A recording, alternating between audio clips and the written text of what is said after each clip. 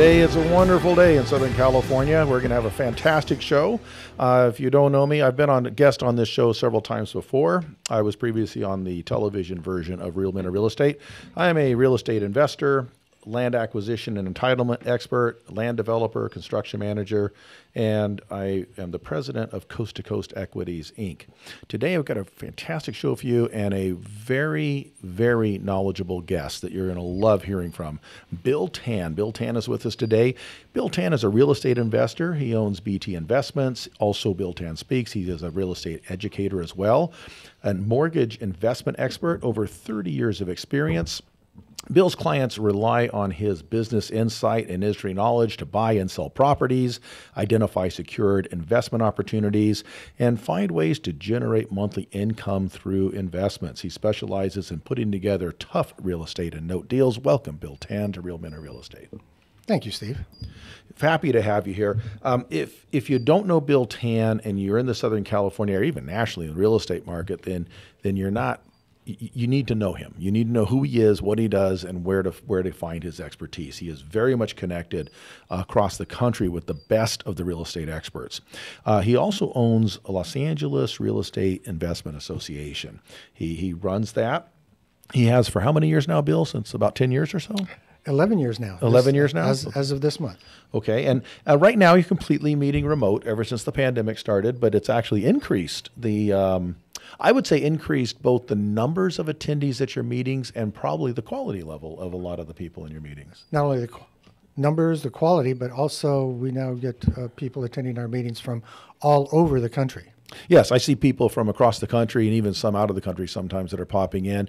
And like I say, I think that's a lot to do why the quality has gone up, because you can get the best of the real estate people out of multiple markets. And it was already a good club even before that, and now it's just, I think, exploded even since you've gone remotely.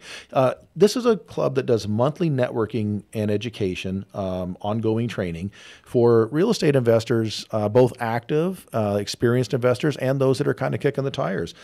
So, Bill, tell us a little bit. One, why did you start the LA REIA, and what motivates you to keep doing that? That's a lot of extra work. It certainly is. And as a matter of fact, I used to run the San Diego Creative Investors Association, SDCIA. Yes, and for those out there, if you don't know, I'm on the board of SDCIA. Bill was the director of that, I want to say, before I was involved, I want to say about 20 years ago now, right?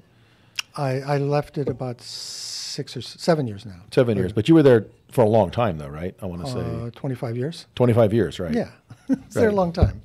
Yeah, long time. Okay, so go ahead. How did you get LEREI going? I was approached by a couple of people I'm part Chinese. Okay. I'm a mutt, Hawaiian Chinese.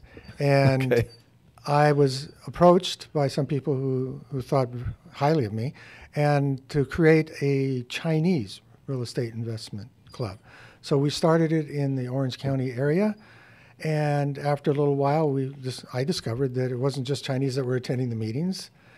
And then there was another real estate club that was meeting a week later, and we were getting the same people. Mm-hmm. So I decided to move it to another area of Los Angeles and change the names to the LA Asian Real Estate Investors Association. Okay, expanding out of one country to the whole continent, okay? Well, we started getting a lot of the Asian invasion is what I called it. The Korean investors and Japanese. Chinese. And so then after a while, it wasn't just Asians that were attending it. You got the Caucasian invasion. Got Caucasian invasion and also Hispanics. And so it just made better sense to just change the name to LA REIA. Okay, and I know there's a lot of clubs out there that kind of specialize in certain, I guess, subculture groups, like Tom Chappelle, who runs his group. And I've noticed that they start that as a kind of a home place for people that may feel like they don't have a club that fits them because they're in their own little microculture. But they find out pretty quickly that assimilates out, and next thing you know, they're back to being in the broader group of real estate investors, because real estate investment itself is its own little fraternity. And it seems there's a lot of people that do it, and yet it seems like a kind of a small fraternity even nationwide. There seems to be the same people keep showing up in it. Well, we have a lot of new people too. Yeah. And that's one of the things of LA REIA is we're a safe place to learn. So people come to learn there. And fortunately, we attract also very experienced investors like yourself. You attend our meetings. I do. I thoroughly enjoy them. And honestly, I am one that's fully benefited by the move to remote because of the pandemic shutdown, because I always wanted to attend your meetings, but to try and get from downtown San Diego up to the San Gabriel Valley on a Wednesday night in LA traffic is just absolutely impossible. And I wouldn't get home till 3 a.m. So going online allows me to be a part of that club. And I love your club. Thank you. And it also, the online has expanded it to nationwide, because I have contacts throughout the nation, and now I've been exposed to other people, and we have regulars from throughout the country that regularly attend. Yeah, you have kind of a Florida posse in there, I see. Well, we have Florida, we have, literally from Washington to Florida, from Hawaii to New York, Connecticut, and Massachusetts. So there are people in that meeting that are just had lunch, and there's people in that meeting that are way past their bedtime.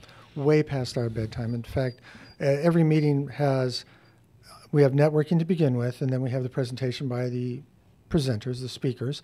Then we have a Q&A afterwards, and after that we have an after-meeting meeting. And the after-meeting meeting is my favorite time, because that's when I get to ask people, what did you learn at the meeting? And ask people if they have any questions or if they have any real estate challenges that they need help with. And we have had people from particularly Florida stay on to our meetings, which one time lasted to 2 a.m. Right. Yeah, Florida time. Yeah, which is our time. 2 o'clock. Our okay, time. so that's 5 o'clock in the morning. They were up all night. They were had greeting, breakfast afterwards. They were greeting the sunshine. Yeah, sun peeks up over the Keys and they're having breakfast. Yes. Got it. Okay. Now, one thing I like about your club is when you went remote, a lot of clubs went remote and they completely lost the networking aspect of the meeting. There's several clubs that I have not attended since the pandemic, because I really go there for the networking. Some of the speakers are good, but I'm like you. I've been through so much of that do I want to stay up late for another speaker? And I've heard this person a bunch of times before, and I don't mean to disrespect any of the speakers out there, but your club, I go there for the networking. I want to meet people. I want to talk to people. I like hearing the ideas. I like the collaboration. Your club remotely has done better than any of the other clubs as far as you really understood how to use the Zoom rooms to break people out. It's not a big mass of all these people with a bunch of squares and you can't get your word in edgewise. You're putting people into rooms. It looks like you rotate them about every 10 to 12 minutes, anywhere from 3 to 6 people in a room so they can actually talk to each other. And you do multiple rounds of that. And then, as you said, after the meeting, for anybody that wants to hang out, there's more of the open forum style.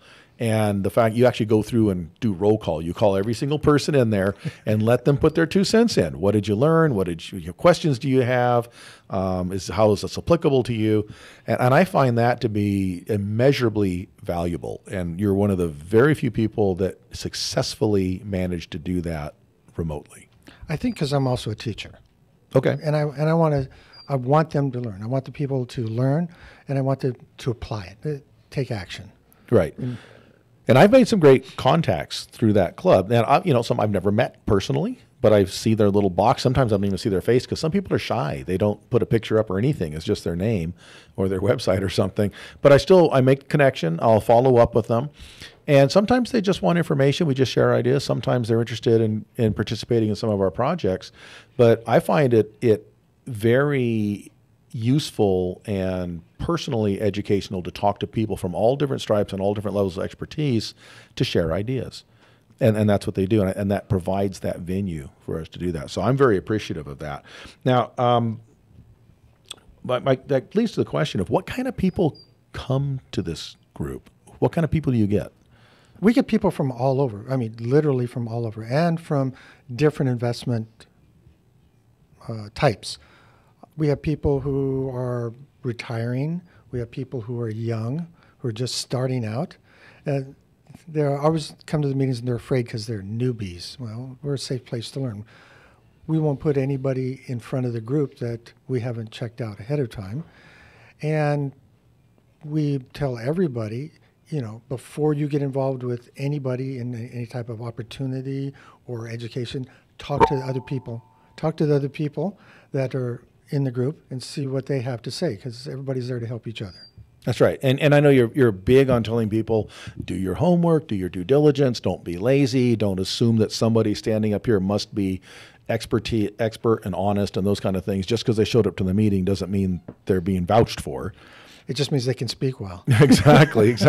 And there's some good salespeople out there. So, and it's always good for anybody. And so I would tell the audience right now, if you're listening, if you want to put your foot in this, or even if you're already involved in real estate investing, do your homework. Have a good real estate attorney, have a good CPA, tax planner, people you can talk to, because there may be things that somebody's talking about and it works for them, but your situation is different.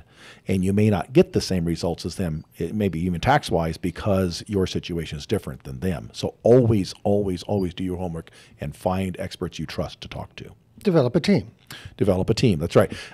It's not a solo enterprise. So nothing out there is, don't think that you can do this on your own. If you want to do something all by yourself, take up pottery.